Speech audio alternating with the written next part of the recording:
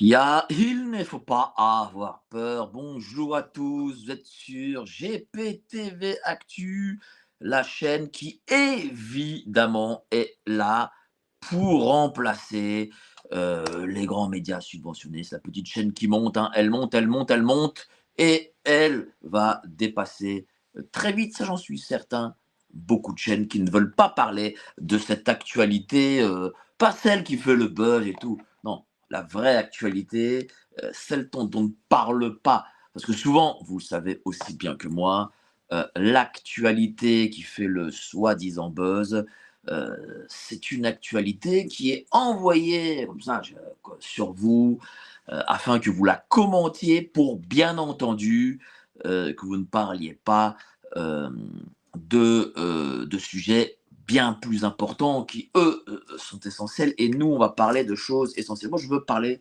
vraiment de choses essentielles. Alors, les choses essentielles, c'était, rappelez-vous, il y a un mois, la cérémonie d'ouverture. On l'a analysée de A à Z. Et ça, c'était vraiment une chose essentielle qui n'a pas été analysée par les grands médias qui ont mis ça de côté. Ils ont dit non, non, ça n'existe pas. Ce sont les complosphères de Madame Alba, comme elle dit, des cafards de la complosphère.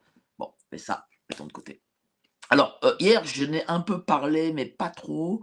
J'ai mis en avant le futur projet de l'État, des institutions, le grand projet Great Reset. Et je pense que sur ce que j'ai vu sur le chat hier, eh bien, beaucoup ne connaissaient pas, ne savaient pas cette réalité. Parce que oui, on connaît le Great Reset, on sait que voilà, il y a ce fameux livre de Monsieur Clochefab, mais alors, il y a la finalité du livre de Monsieur Clochefab. Voilà, la finalité, c'est une forme de communisme version capital, version finance, qui ferait que, allez, moins de 1% d'une population posséderait grosso modo tout. Et dans ce livre, on dit voilà, euh, vous ne posséderez rien, vous serez heureux de ne pas posséder parce que en réalité,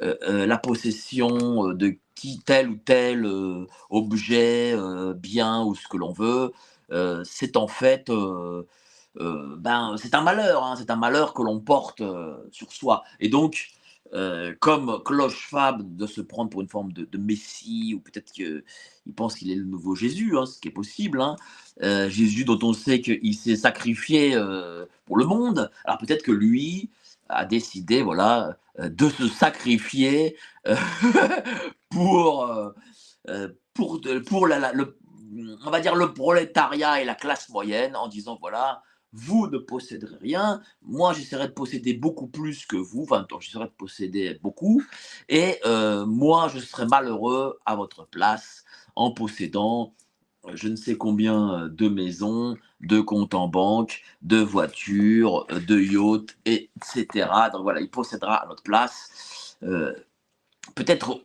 nous laissera-t-on quelques cartons, histoire d'eux, et grâce ces cartons, nous serons heureux de vivre comme ça. Voilà, donc ça s'appelle l'Union soviétique. Hein. Bon, les gens n'étaient pas très heureux en Union soviétique, je peux vous le dire.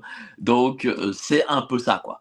À la différence que l'Union soviétique, même la classe dirigeante n'était pas ultra mieux lotie. Un peu mieux lotie, quand même. Ils avaient droit, ils avaient la permission d'avoir une voiture. Ils avaient, pour certains, vraiment chanceux, hein, ils avaient droit à une dacha, qui n'était pas géniale, il faut se dire les choses, hein, c'était pas non plus, voilà. Et donc, bon, ça, c'est la grande différence. Aujourd'hui, évidemment, Clochefab, lui, il aura une maison dans chaque arrondissement de Paris et, et bien plus après.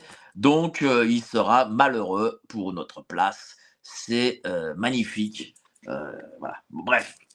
Mais, alors, il dit voilà, vous ne serez pas propriétaire, vous n'aurez plus rien. Donc, il va à l'encontre de la propriété individuelle à la française et vous serez heureux, ok. Mais il ne dit pas comment. il ne dit pas comment. Parce que lorsque j'en parle aux gens, même des gens informés comme vous l'êtes, vous connaissez la finalité, mais vous ne savez pas le comment.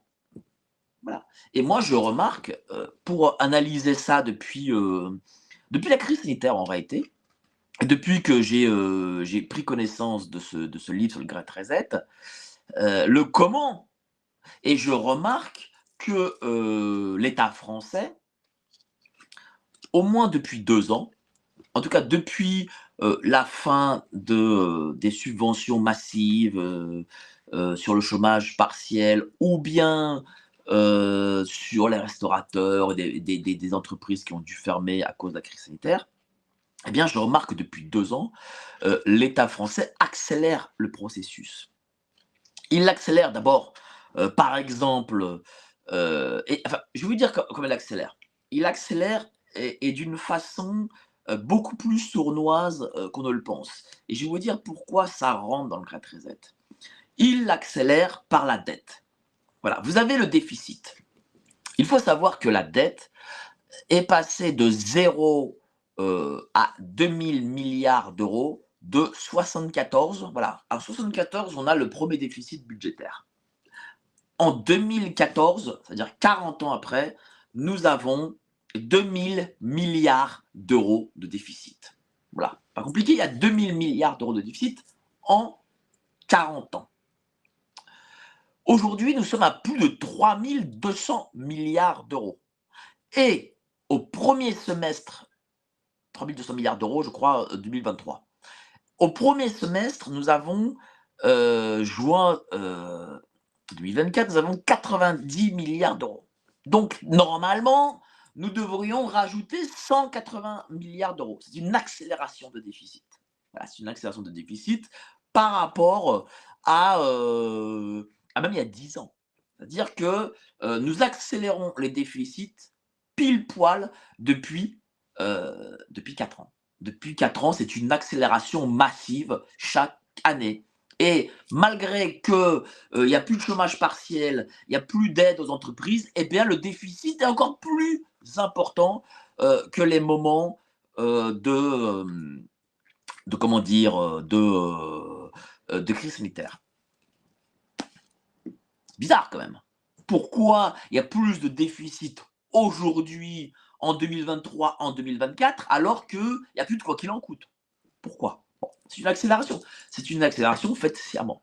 Il faut dire la chose. Elle est faite sciemment. Ça, je l'ai beaucoup réfléchi et je me dis, mais comment se fait-il? Mais mais comment se fait-il? Ils ne payent pas de chômage partiel, ils ne payent pas de subventions, ils ne donnent pas d'argent là, là et là, comme ils le faisaient à l'époque de la crise sanitaire. À la rigueur, j'aurais pu le comprendre, à la rigueur, même si j'aurais fait évidemment différemment, mais le déficit reste encore supérieur. Où envoie-t-il l'argent? Où va cet argent? Sachant que là-dessus, ben, je veux dire, on ne le sait pas.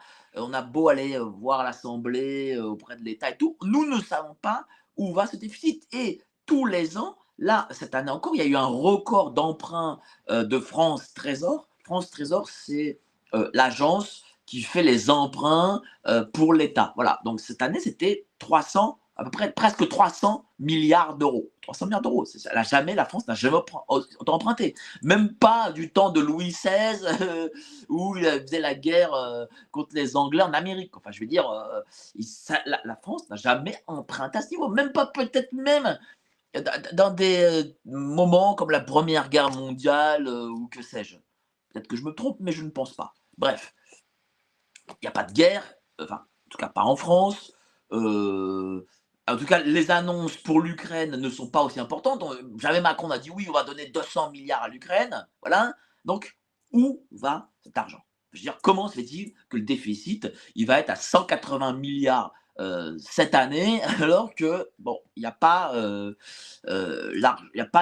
d'argent massif comme ça qui est déversé qui est reversé auprès des gens, quoi. Je veux dire, les gens ne touchent pas le chômage partiel, les restaurateurs ne sont plus subventionnés, donc où va cet argent? Moi, je vous le dis, c'est hyper simple.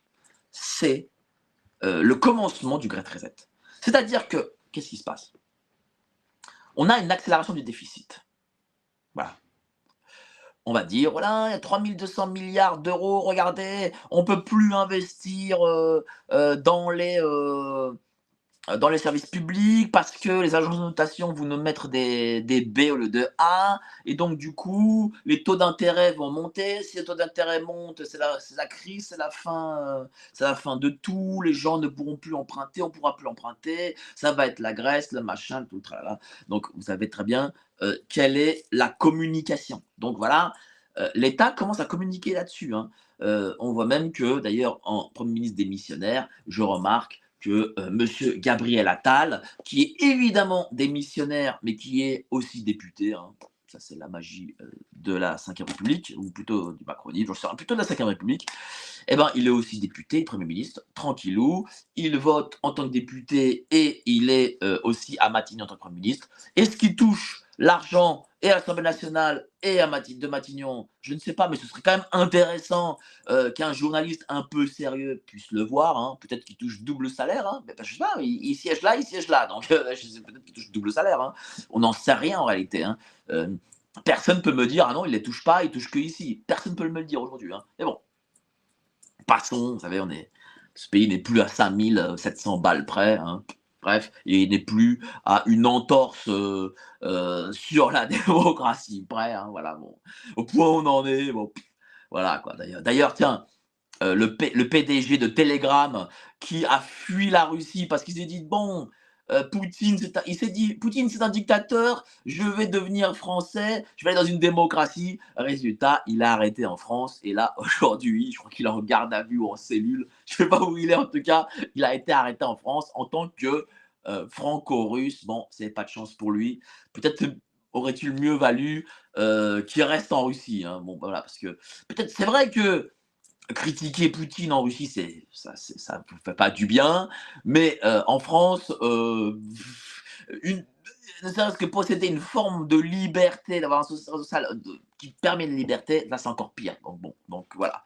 Donc c'est la petite histoire. Je ferme la parenthèse. Alerte Info. Géopolitique profonde prend sa place dans le paysage médiatique français. Bonsoir à tous, vous êtes sur Géopolitique Profonde, la chaîne qui est là pour remplacer les médias subventionnés. On investit maintenant la rue et on veut vous entendre.